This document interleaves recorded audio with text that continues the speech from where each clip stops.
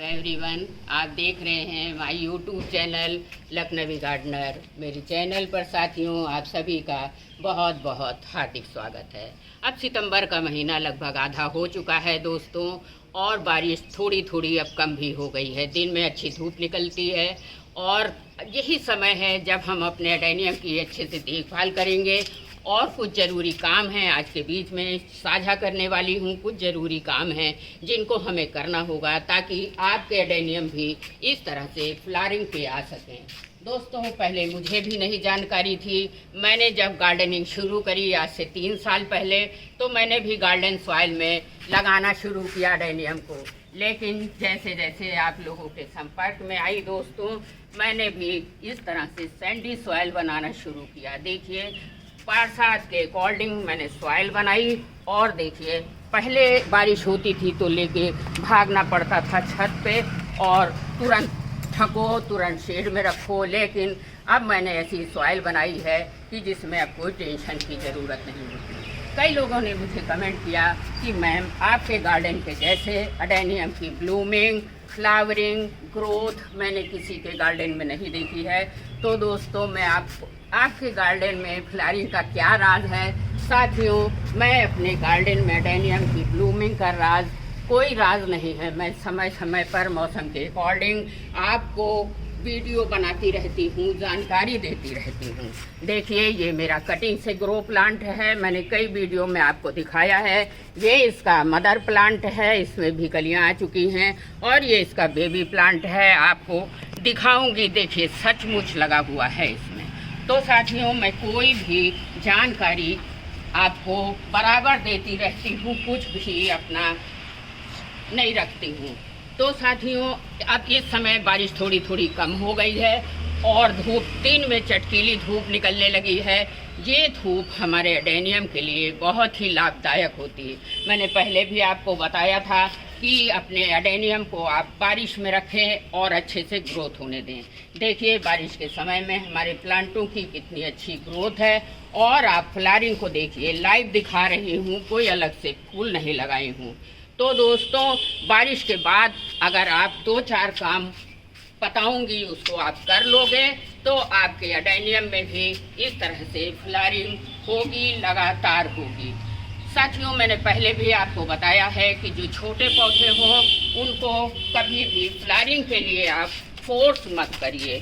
थोड़ा इसको बारिश में रखिए और इनको बड़ा होने दीजिए। देखिए, 7-8 महीने का पौधा है। एक इसमें कली आई हुई भी थी, लेकिन मैंने उसको तोड़ दिया क्योंकि अभी ये फ्लावरिंग पे आ जाएंगे तो ये फिर ग्रोथ नहीं करेंगे। इसलिए इनकी ग्रोथ अभी अच्छे से होने दीजिए। दोस्तों, बारिश के बाद हमारे एडेनियम के प्लांटों में 2-3 काम करना बहुत ज़रूरी है। आपसे 10 दिन पहले मैंने एक वीडियो आपको डाला था कि मैंने अपने एडेनियम की 70% पत्तियां सब काट दी हैं। देखिए, स्टम्प को देखिएगा ध्यान से। मैंने सारे प्लांटों की स्टम्प की सारी पत्तियां काट दी थी, ऊपर की 6-7 पत्तियों को छोड़कर। उसका नतीजा आपके सामने है। सारे प्लांटों पर एक साथ कलियां आ गई और फ्लावरिंग तो आपके सामने है। तो जैसे ही आपके प्लांटों में भी दोस्तों बारिश के समय में लीफी ग्रोथ बहुत ज़्यादा हो जाती है, पत्तियां बहुत घनी हो जाती हैं, तो पौधा अपनी सारी एनर्जी पत्तियों को बड़ा करने में लगाता है। देखिए, कली सूख गई है तो उसमें फ्लावरिंग नहीं आ पाती। ज्यों आप पत्तियां कम करेंगे त्यों आपके पौधे में 10 दिन के अंदर इस तरह से हैवी मात्रा में कलियां आ जाएंगी। तो पहला काम आपको यही करना है, पत्तियों को कम कर देना है। दूसरा काम आपको करना है साथियों, बारिश के समय में हमारे पौधे की मट्टी जो है वो जम चुकती है, हार्ड हो जाती है। तो अब इस हार्ड मट्टी में एडेनियम बिल्कुल पसंद नहीं करता है। हमें अपने एडेनियम के प्लांट की मट्टी को थोड़ा थोड़ा लूज़ करना होगा।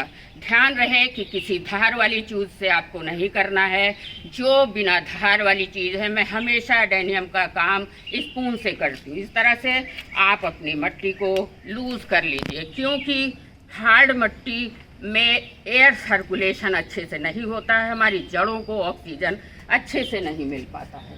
दूसरा काम आपको ये करना है। तीसरा काम करना है साथियों, जो ही बारिश बंद हो, आप ध्यान से समझिएगा, बारिश बंद होने के बाद आपको कोई भी एंटी फंगल पाउडर ले लेना है। साफ मैं यूज़ करती हूँ और सारे पौधों पर 1 लीटर पानी में आधा चम्मच फंजीसाइड घोलकर दोस्तों आपको स्प्रे ज़रूर से ज़रूर करना है। और आपके इसके रूट जोन में भी आप डाल सकते हो। देखिए मैंने कल तेज धूप निकली थी और मैंने फंजीसाइड का स्प्रे किया और अब जड़ों रूट जोन में भी अप्लाई किया। आप देख सकते हो मैंने रूट में भी डाल रखा है दोस्तों और ऊपर स्प्रे भी किया। तो ये 3 काम आपको करने होंगे साथियों। अब यही समय है, सितंबर का महीना आ चुका है। यही समय है कि हम अगर कुछ काम कर लेंगे तो सितंबर, अक्टूबर, नवंबर, दिसंबर आपको इस तरह से हैवी मात्रा में फ्लावरिंग अपने गार्डन में देखने को मिलेगी। कटिंग से लगाए पौधे एक लोगों ने कानपुर से हैं, नीलम जी, उन्होंने पूछा था मैम आप कटिंग कैसे लगाती हैं, उसका वीडियो मेरे चैनल पर अपलोड है दोस्तों। और कटिंग सक्सेस भी होती है। आप भी फ्री में कटिंग से पौधे लगाइए और इस तरह से अच्छी फ्लावरिंग अपने गार्डन में पाइए। ये 3 काम आपको बहुत ज़रूरी है करने साथियों। अब आ जाते हैं कि हमको इस पर फ्लावरिंग कैसे पानी है। तो जो छोटे पौधे हैं इनको अभी आपको करना क्या है, मैं करूँगी अक्टूबर के महीने में इनकी प्रूनिंग भी करूँगी, कटिंग भी करूँगी और रिपोर्टिंग भी करूँगी। तब ये पौधा 1-1.5 साल का पौधा है तो आप फ्लावरिंग मत उम्मीद करिए, इनको ग्रोथ होने दीजिए। और इनकी प्रूनिंग, कटिंग, रिपोर्टिंग करूँगी, फिर मार्च से ये अच्छे से फ्लावरिंग देंगे। अगर सितंबर का महीना आ चुका है दोस्तों, आपके प्लांट में फ्लावरिंग नहीं हो रही है तो आपको करना होगा कि मैं 3 फर्टिलाइज़र आपको बताऊंगी, मात्र 3 फर्टिलाइज़र बताऊंगी। ध्यान से समझिएगा, आपको उसमें से एक का चुनाव करना है। ऐसा ना हो कि फूल ज़्यादा पाने के चक्कर में आप ज़्यादा फर्टिलाइज़र जल्दी दे दें। सबसे पहला फर्टिलाइज़र हमको आपको देना है दोस्तों पोटाश। पोटाश हमारे पौधों के लिए ब्लूमिंग पे लाने का बहुत अच्छा काम करता है। तो अगर आपके पास ऑर्गेनिक पोटाश है तो बहुत अच्छा है, और नहीं है दोस्तों कोई बात नहीं है। इस समय केमिकल भी आ रहे हैं, मेरे पास तो ऑर्गेनिक नहीं है, ख़त्म हो गया है, केमिकल आ रहे हैं। उनको भी आप 1 लीटर पानी में आधा चम्मच घोल लीजिए, 2 ग्राम 1 ग्राम करीब, और उस पर अपने सारे प्लांटों पर स्प्रे करिए। इस समय आपको स्प्रे ज़रूर से ज़रूर करना है। थोड़ा बच जाए तो आप रूट जोन में भी डाल सकते हैं। दूसरा फर्टिलाइज़र है दोस्तों 05234 और 00050, मतलब इसमें नाइट्रोजन की मात्रा बिल्कुल 0 है, फास्फोरस है और कैल्शियम है, पोटाश है। तो आपको 0050, 05234 दोनों को एक में 1-1 ग्राम मिला लेना है, 1 लीटर पानी में घोल लेना है, शाम के टाइम अच्छे से स्प्रे कर देना है। साथियों ये तो हो गई केमिकल की बात। अब हम आ जाते हैं ऑर्गेनिक पर। मैं जिस चीज़ का यूज़ करती हूँ साथियों वो है ऑर्गेनिक फर्टिलाइज़र बनाना फील। बनाना फील तो आप सभी को पता है, आज से 10 दिन पहले मैंने अपने सारे प्लांटों पर इसका स्प्रे किया हुआ था, रूट में भी डाला था मैंने। तो साथियों मैं नेचुरल तरीके से अपने एडेनियम को बड़ा करती हूँ और नेचुरल तरीके से ही फ्लावरिंग भी लेती हूँ। बनाना फील का आप नतीजा सामने देखिए, इसमें बेंचेस में कलियाँ आती हैं और बेंचेस में ही फूल भी आते हैं। बनाना फील फर्टिलाइज़र बहुत ज़्यादा कारगर है। इतना करने के बाद भी दोस्तों अगर आपके प्लांट में कलियाँ नहीं बन रही हैं, फूल नहीं आ रहे हैं फ्रेंड्स, तो आपको लेना होगा, आपके पौधे में माइक्रोन्यूट्रिएंट की कमी हो गई। एक लोगों ने मुझे कमेंट किया मैम हमारा पौधा 2.5 साल का है लेकिन अभी उसमें फ्लावरिंग नहीं आ रही। तो आपको बताऊंगी बारिश के समय में हमारे पौधों से सारी न्यूट्रिशन, सारी माइक्रोन्यूट्रिएंट नीचे ड्रेनेज होल से बाहर निकल जाती है। 2 महीने के अंतराल में हमारे पौधे खाली हो जाते हैं। तो अब आपको लेना है सागरिका का माइक्रोन्यूट्रिएंट। मैं तो सागरिका का यूज़ करती हूँ, कभी कदार करती हूँ, साल में 1 बार। बस आपको लेना है 1 लीटर पानी, उसमें 2 ml 2-4 ड्रॉप बूंद डालकर आप स्प्रे जरूर करिए। स्प्रे करने के साथ साथ साथियों आपको रूट जोन में भी डालना ज़रूरी है। तो साथियों ये तो हो गई फ्लावरिंग की बात। अब हम आ जाते हैं कि हम अपने एडेनियम को सुरक्षित कैसे रखें।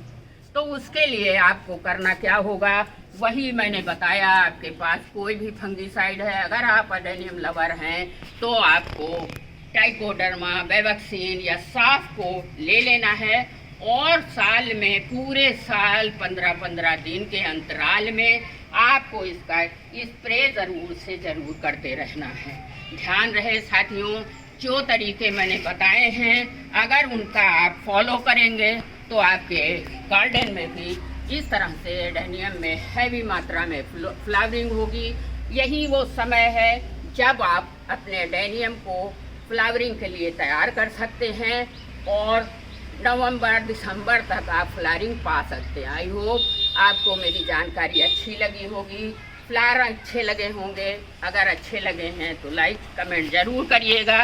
पहली बार हमसे जुड़े हैं तो प्यारे प्यारे डेजर्ट रोज़ को सब्सक्राइब करते चलिएगा और बेल आइकन को भी प्रेस कर दीजिएगा ताकि आने वाली जानकारी आपको मिलती रहे। बहुत बहुत आपका धन्यवाद।